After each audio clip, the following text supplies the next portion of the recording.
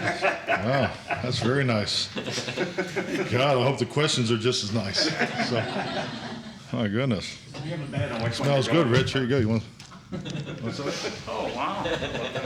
Brianna made those. Holy cow.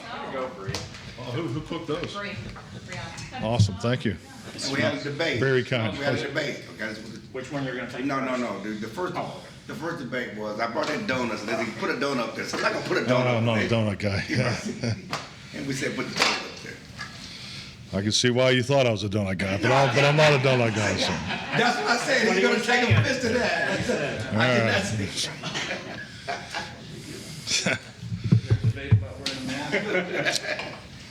Yeah. Well, I'll put mine on, do I? No, you're okay. No. You're okay, Clarence. C.D. Lamb, what do you expect him to do today? What stage of the protocol is he in? CD will practice today, and then if he goes, if he completes the last, component of the protocol today, then there's the process of seeing the doctor. So I don't know if we'll have that finalized today or it'll be tomorrow. I can't give you the exact timeline. But it's fair to say you are optimistic since he's here and really just getting through the practice and the doctor. He hasn't missed a step, so just on a short week, as we discussed on Monday, if he is able to just keep progressing through, we see him as available for the game. Has Tyron Smith progressed and what's your expectations? Yeah, Tyron's slated to go full practice today, so I don't foresee any reason why he completes today's work. He'll be ready to go tomorrow. I think it'll be your first time since the opener you've had your two starting tackles. What does that say about the type of season it's been with the injuries and the suspensions? Yeah. And then what's the benefit of having both those guys available?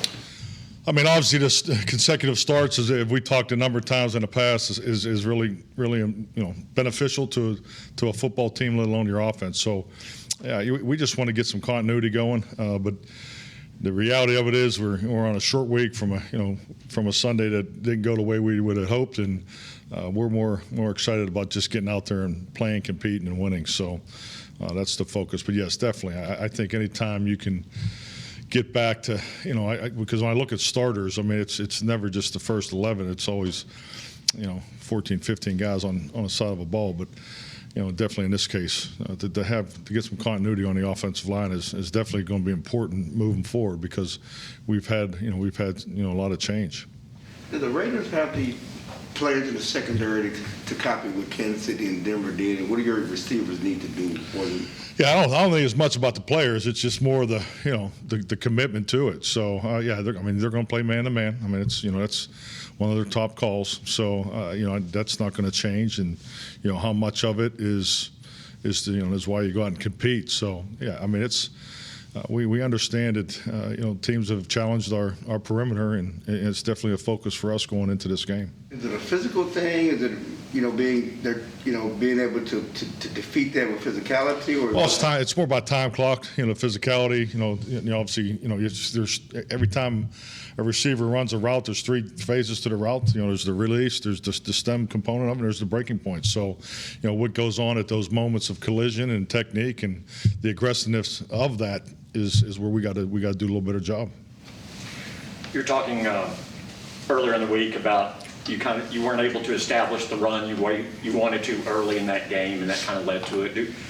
Have you found in every season there's always kind of a pendulum swing between run and pass, and you always have to kind of correct it over the course of the season as you go along? Definitely, and I think it's and that's why you can't overreact to just one game. I think that's why you have seasonal statistics. That's why you break the season up into thirds, and you look at the trends of not only what people are doing against you, but how we're getting the ball distributed. Because at the end of the day, it's about getting the football distributed to the perimeter players.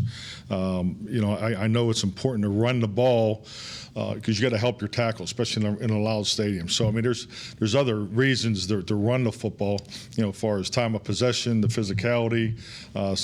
So you can't let the defense, especially this defensive front, lock into, just getting off the ball and trying to beat you off the snap every play and, playing the run on the way to the pass. So, so all those things factor. So it's important. I do like the fact that we have, a short week so we can get right into playing.